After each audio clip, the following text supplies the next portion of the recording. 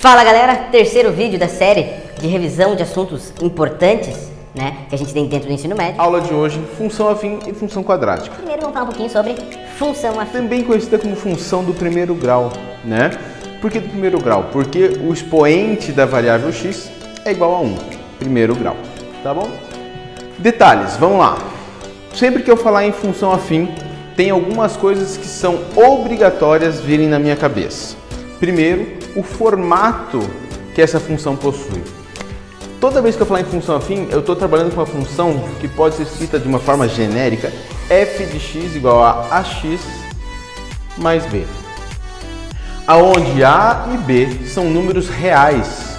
O que é um número real mesmo?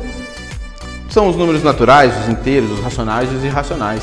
Qualquer número que esteja nesses conjuntos numéricos que a gente aprendeu lá no nosso ensino fundamental 2, a gente pode pôr no lugar do A e do B, tá bom? Então, essa aqui é a forma que a gente tem de qualquer função afim, tá certo? O que acontece? A e B a gente chama de coeficiente, né? Eles têm nomes particulares. Por exemplo, o A, coeficiente angular, o B, coeficiente linear. Lembrando que eles são números e eles representam alguma coisa dentro da nossa função. Para eu poder falar o que eles representam, o ideal é a gente verificar qual é o formato do gráfico de uma função afim. Então, se eu pergunto para você assim, o que é o gráfico de uma função afim? Você já tem que me puxar da memória para poder me responder que, o gráfico de uma função afim sempre vai ser uma reta. Então eu vou escrever aqui.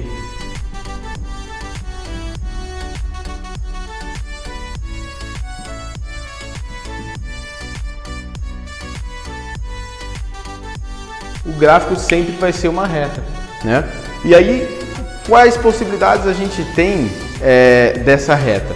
A gente tem, na verdade, 3 possibilidades. Só que dentro da função afim a gente vai ver 2 e eu vou explicar o porquê, né, que a gente só vai ver 2.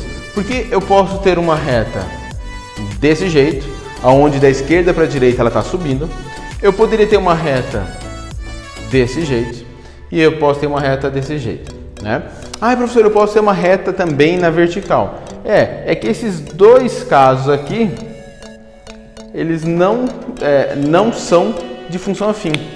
Isso aqui é uma função constante, porque se você parar para pensar no plano cartesiano, uma reta horizontal, você vai variando o seu valor de x e o valor de y não altera. O valor da função não é alterado, função constante. Professor, e esse vertical aqui? Esse vertical nem é função, porque pelo básico de função que a gente viu, e tem um vídeo que eu falo um pouquinho sobre isso, né? O básico de função diz o seguinte: para cada valor de x, um único valor de y. E se eu tenho uma reta na vertical, você entende que nesse ponto onde ele está no plano cartesiano, para um valor de x eu vou ter infinitos valores de y, não é função. Então, essas duas retas aqui, elas não condizem com o estudo da função afim, tá bom? Então, temos essas duas retas. O que acontece? Essa primeira reta a gente diz que é uma reta crescente, porque da esquerda para a direita ela está crescendo, e essa aqui decrescente. Quem determina se a minha reta vai ser crescente ou decrescente é exatamente o coeficiente angular, que é o A, né? Então, a gente vai dizer que se meu A for maior do que zero, crescente. Se meu A for menor do que zero, decrescente, ok? Isso aqui, só de olhar a função, o A é maior do que zero, ou seja, o A é positivo, crescente. O meu A é negativo, né? Ele é menor do que zero. Então a gente já sabe que vai ser uma função decrescente. Quanto mais para a direita, mais para baixo. Tá certo? E o coeficiente linear? O B, ele indica uma outra coisa para a gente, né? Se a gente for parar para pensar no plano cartesiano, eu vou pôr aqui um plano cartesiano só para a gente dar uma discutida rápida nesse assunto. Eu tenho aqui o eixo Y, tenho aqui o eixo X. O eixo Y ele tem uma característica muito especial, né? Em qualquer ponto do meu eixo Y, quanto vale o X? Lembra que o X ele altera, se eu for para a esquerda ele fica negativo, se eu for para a direita ele fica positivo? Se eu não mexer ele nem para esquerda nem para direita, só para cima ou para baixo, o meu x não altera, o meu x vale 0. Isso quer dizer que em qualquer ponto do meu eixo y, o meu x vale 0, né? E o que acontece se eu colocar no lugar do x o 0? Olha só, o que eu estou propondo é que você calcule o f de 0. Vai ficar a vezes 0 mais b. Só que a vezes 0 vai dar 0. Então o f de 0 sempre vai ser b. Ô professor, o que isso indica pra gente? Isso aqui me indica que quando o meu x é igual a 0, a minha função tem um valor igual a b. Sempre. Coeficiente linear me indica aonde o gráfico vai cortar o eixo y. Então, vamos dizer que um b positivo, né? Ó, esse é o valor do b. Ah, professor, é negativo. Eu já sei que ele vai estar para baixo do eixo x. Tá certo? Para a gente poder dar mais uma avançada, vamos falar um pouquinho sobre zero da função, né? Zeros da função, ou zero da função nesse caso. Zero da função. O que é o zero da função? Zero da função nada mais é do que qual é o valor de x, né? Que valor que eu preciso colocar no lugar do x para que a minha função seja igual a zero. Usando meu plano cartesiano ainda aqui, eu estou aqui na origem. Se eu não vou nem para cima nem para baixo, se eu for para cima, a gente sabe que ele é positivo. Se eu for para baixo, a gente sabe que ele é negativo. Se eu não for nem para cima nem para baixo, eu sei que o y vale 0, né? Então, o y é o valor da função. Então, o zero da função, na verdade, é qual é o valor do x que vai cortar o meu eixo x, né? O meu eixo horizontal. Então, o zero da função seria isso aqui, né? Vou chamar aqui de x0, vamos colocar. Pronto, x0. Se eu tenho o valor do b e eu tenho o zero da função, 2 pontos, consigo traçar o gráfico, né? Colocaria o gráfico aqui tranquilamente. Como é que eu faço para calcular o zero da função? Se eu tenho a função f de x igual a x mais b, e eu quero saber para que valor de x isso aqui vale 0, igual a 0. Ax mais b é igual a 0. Isola o x, né? Tá mais b, passa para cá, menos b. O a está multiplicando, passa dividindo. X é igual a menos b sobre a. Tá aí, então, o zero da função. Características básicas de uma função afim. Quando eu tenho esse formato, eu tenho uma parte que depende, né? Um termo dependente do x, que está junto com a variável x, e um termo independente. Existem questões contextualizadas que vão me dizer parte variável e parte fixa. Por quê? Porque a parte fixa não depende do nosso eixo x. Tranquilo? Função afim, o resumo que eu faço é esse aqui. Vamos falar um pouquinho sobre função quadrática agora. Função quadrática, ou também chamamos de função do segundo grau. Por que função do segundo grau? O maior expoente da variável x é o 2, segundo grau, tá bom? Mas tanto faz o nome que você vai utilizar. Detalhes, agora a gente tinha na função afim os coeficientes a e b, agora a gente tem a, b e c. Características, a, b e c são números reais, tal qual a gente tinha falado na função afim dos coeficientes a e b, né? Detalhezinho, o meu coeficiente a não pode ser igual a 0. Por que ele não pode ser igual a 0? Porque se ele for igual a 0, 0 vezes x ao quadrado vai dar 0, vai ficar bx mais c, que é uma função afim. Da mesma forma que o a não podia ser igual a 0 na função afim, porque senão seria uma função constante, né? A gente mostrou lá o gráficozinho lá. Então, galera, b e c tanto faz. Pode ser 0, pode ser positivo, pode ser negativo, pode ser raiz quadrada, raiz cúbica, pode ser o que quiser. Por quê? Porque ele pode ser qualquer número real. O a pode ser qualquer número real, tirando o 0. Tá certo? Para a gente poder falar um pouquinho, o gráfico da função quadrática, ou função do segundo grau, é uma parábola. Vamos falar um pouquinho sobre a parábola.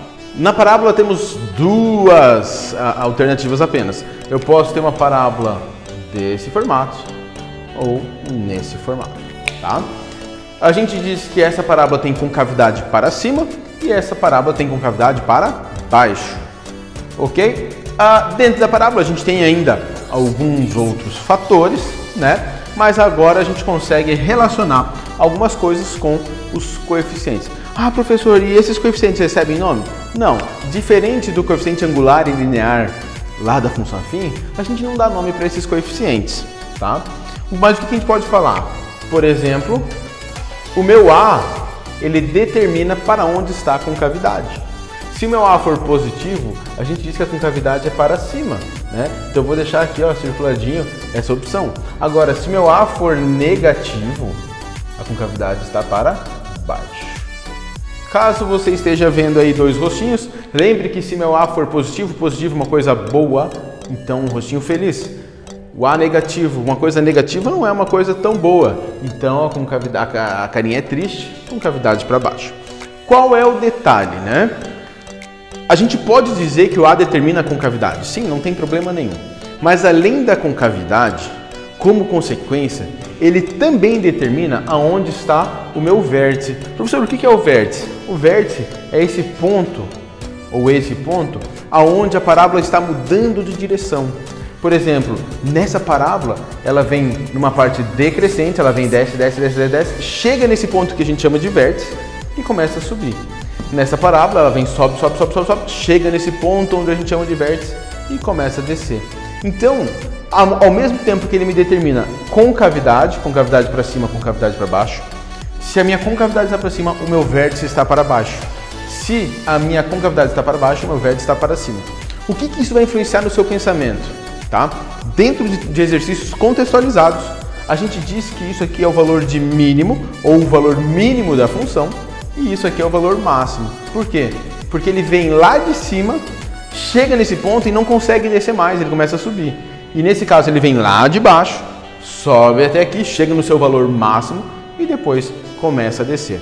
Então quando a gente olha o coeficiente A, ele já determina pra gente se a gente vai ter um valor máximo ou mínimo da nossa função, ok? Dando seguimento, eu falei para vocês do coeficiente B lá da função fim, que era um coeficiente que ficava sozinho, ele era independente da variável x.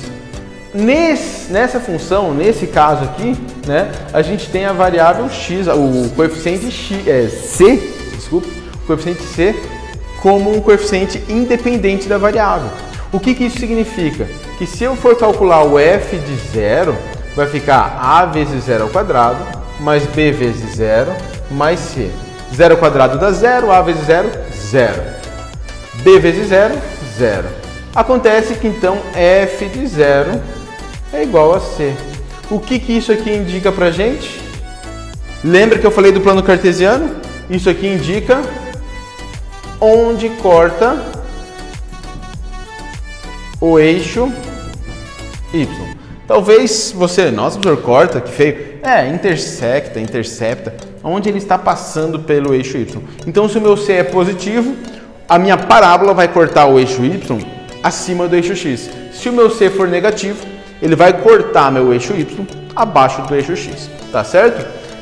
E, professor, e o coeficiente b? O coeficiente b, ele tem uma estrutura, uma característica bem bacana, que o b ele vai dizer pra gente a condição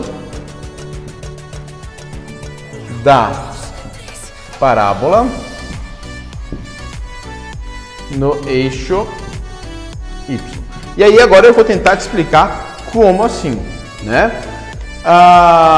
Toda parábola, seja ela com concavidade para cima ou com concavidade para baixo, ela tem duas partes diferentes. Como assim, professor? Ela tem uma parte crescente e uma parte decrescente. A concavidade para cima e a concavidade para baixo só vai determinar quem vem antes, se é o crescente ou decrescente. Olha só, nessa primeira parábola, concavidade para cima, ela vem decrescente, chega no vértice e começa a crescer. Então, decrescente, crescente. Na concavidade para baixo, ela começa crescente e depois do vértice ela vira decrescente. Isso que eu estou dizendo de crescente ou decrescente é a condição que eu vou representar. Ou seja, se o meu B for maior do que 0, a hora que eu der um zoom no ponto onde ele vai cortar o eixo Y, a minha parábola vai estar crescente. Se o meu B for menor do que 0, ele vai estar numa parte decrescente. Isso é importante a gente saber, né? Porque ele vai ajudar eu a fazer um esboço do meu gráfico, da minha função. Professor, beleza, o B positivo é crescente, B negativo é decrescente. E se o b for igual a zero? Porque o senhor falou que podia ser igual a zero. Exatamente. Se o meu b for igual a zero, sabe quem vai estar no eixo y? O vértice. Exatamente, o vértice. Que é um ponto que não é nem crescente, nem decrescente. É o ponto onde vai ter essa alternância de decrescente para crescente ou de crescente para decrescente. Tá certo? Então, quando eu olho os coeficientes A, B e C, eu já consigo fazer assim um esboço da minha função. Tá certo? Tá, professor, beleza, falou aí dos coeficientes, mas lá na função afim você tinha mencionado uma coisa chamada zero da função. Exatamente, né? Aqui nós também estudamos o zero da função. O que era o zero da função na função afim? Quando eu igualava a função a zero. Então, é quando o f de x é igual a zero, ou seja, ax ao quadrado mais bx mais c é igual a zero. E o que é isso aqui para a gente calcular? Uma equação do segundo grau. E para eu calcular a equação do segundo grau, eu posso fazer tudo de uma vez só, né? Por forma de Bhaskara, ou eu posso fazer por soma e produto, né? Mas eu vou fazer de forma separada. Vou pegar a forma de Bhaskara e vou fazer o primeiro passo, calcular o discriminante ou o delta dessa equação. Como é que eu calculo o delta? B ao quadrado menos 4ac. Guarda essa forma aqui. Por quê? Porque em uma função quadrática, em uma função de segundo grau, eu posso ter no máximo duas raízes, dois zeros da função. Mas eu posso ter dois, posso ter um, ou posso não ter nenhum. E quem vai determinar para mim é exatamente o valor do delta. Se o meu delta for maior do que zero, ou seja, se ele for positivo, a gente diz que tem duas raízes. Alguns materiais trazem uma informação de duas raízes diferentes. Tudo bem, pode colocar lá, são diferentes, né? Se meu delta for igual a zero, eu digo que tem uma raiz. Eu vou escrever aqui uma raiz, porque é o jeito que eu gosto de dizer, né? Mas existem alguns materiais, algumas pessoas que falam, não, ele continua tendo duas raízes, mas são duas raízes iguais. Não tem problema se você quiser dizer que são duas raízes iguais, porque ele é um único ponto. Então, se eu souber que delta é igual a zero, eu tenho um único ponto, beleza. E a última possibilidade, delta menor do que zero, a gente diz que não possui raiz real. E essas são as possibilidades, tá? Eu tenho somente essas três possibilidades para calcular os zeros da função. Beleza.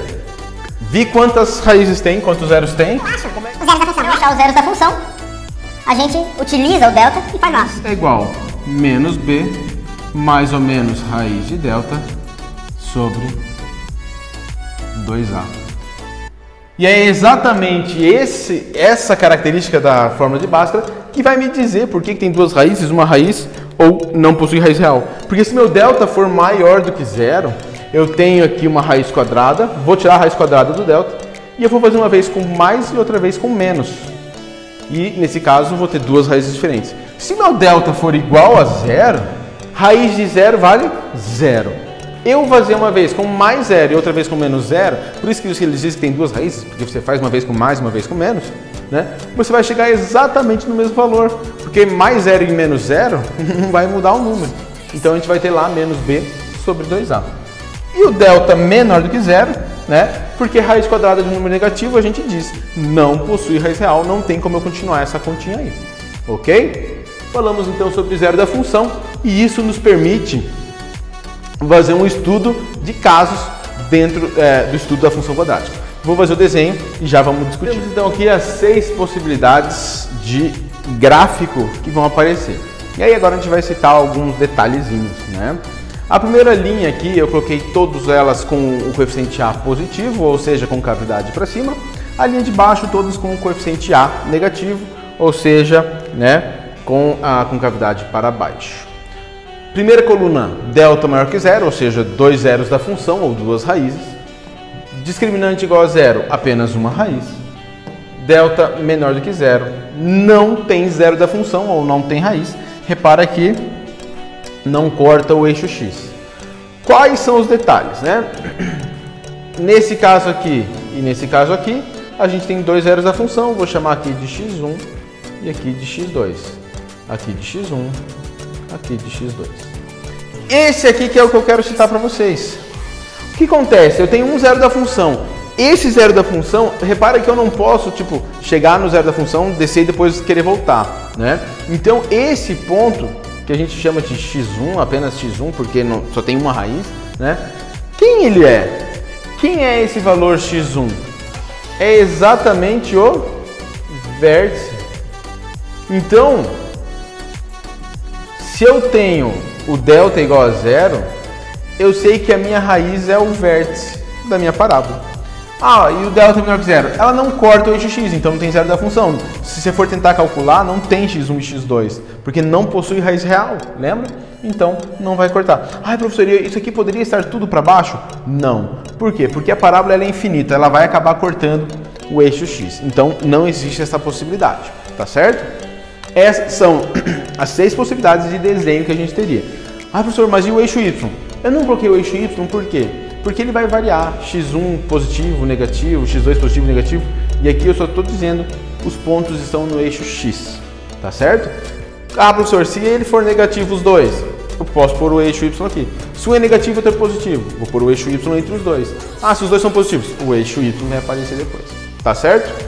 Eu vou apagar o quadro para a gente falar o último detalhezinho. Vamos falar um pouquinho específico sobre o vértice dessa parábola. Vamos falar um pouquinho então sobre as características do vértice. Primeira característica, a gente já conversou um pouquinho nessa aula. Ele vai ser sempre o meu ponto máximo, o ponto mínimo. Então, quando eu tenho minha parábola, se a concavidade estiver para cima, o vértice é o ponto mínimo. Se a minha concavidade estiver para baixo, o meu vértice é o ponto máximo. Okay? Segunda característica que ainda não foi citada hoje. Toda parábola ela é simétrica. Como assim? Se eu dividir ela ao meio, aquilo que ficou do lado esquerdo e do lado direito são exatamente iguais, como se elas estivessem refletindo. Essa linha de simetria passa pelo vértice. Então, a partir do momento que eu acho o vértice, se eu traçar uma linha vertical, eu vou estar dividindo a minha parábola ao meio. Essa linha de simetria é como se fosse um espelho que reflete o lado esquerdo e o direito. Ou seja, né, é como se colocasse um espelho ali, opa, tá, a parábola está bem formadinha ali, tá certo? A terceira e última característica é como que eu encontro o valor do vértice. Como assim, professor, o valor do vértice? Porque o vértice, pessoal, ele é um ponto no plano cartesiano. E se ele é um ponto no plano cartesiano, né, ele possui um par ordenado. O vértice ele é feito pelo x-vértice e pelo y-vértice. Então, eu tenho como descobrir o valor do x e o valor do y do vértice de algumas formas. Eu vou dar a forma mais básica, tá? Não é a mais rápida, é a mais básica, que é como? Para eu encontrar o x-vértice, eu posso fazer a média entre os dois zeros da função. Acha x1, acha x2, soma e divide por 2, você tem o x-vértice. Para eu calcular o y-vértice, eu pego a função e no lugar do x eu coloco x-vértice. Eu vou pôr aqui, ó, y-vértice é igual ao valor da função quando eu pego e substituo o x pelo x-vértice. Tá, professor, mas vai levar um certo tempo. Sim, não são coisas rápidas. Se você quiser algo mais rápido, você tem uma fórmula para o x-vértice que vai ser menos b sobre 2a. Nossa, bem mais fácil, professor. Né? Até porque se eu pegar uma função que não possua o zero da função, não possua a raiz real, né, eu não consigo fazer dessa forma. Então eu preciso saber pela fórmula. Ah, professor, posso usar sempre essa aqui? Claro, óbvio. Faz sempre assim que não vai ter erro. E o y-vértice, que vai ser o menos delta sobre 4a. Tá aí a fórmula, né, do y-vértice, que é o ponto máximo ou mínimo. Problema básico dentro de concursos, vestibulares, Enem e por aí vai. A contextualização do meu problema. Muitos dos exercícios vão te cobrar o valor máximo ou mínimo da função ou para que valor de x temos o máximo ou mínimo. Leia com atenção, compreenda o que está sendo falado, porque se ele te pedir qual é o valor máximo dessa função, o valor máximo da função é o y-vértice, ou o valor mínimo da função é o y-vértice. Para que valor nós temos o máximo ou o mínimo? É o x-vértice, tá? Normalmente contextualizado ali com número de lotes e dinheiro, então verifique o que é o dinheiro e o que é o número de lotes. Se ele te perguntar quantos lotes é necessário vender para ter o lucro máximo, opa, lotes é o x, então x-vértice. Qual é o lucro máximo? Y-vértice. Tá bom, gente? Espero que tenha ficado claro, eu tentei resumir, enxuguei o máximo possível, tá? Espero que todo mundo tenha compreendido. Um grande abraço e até a próxima.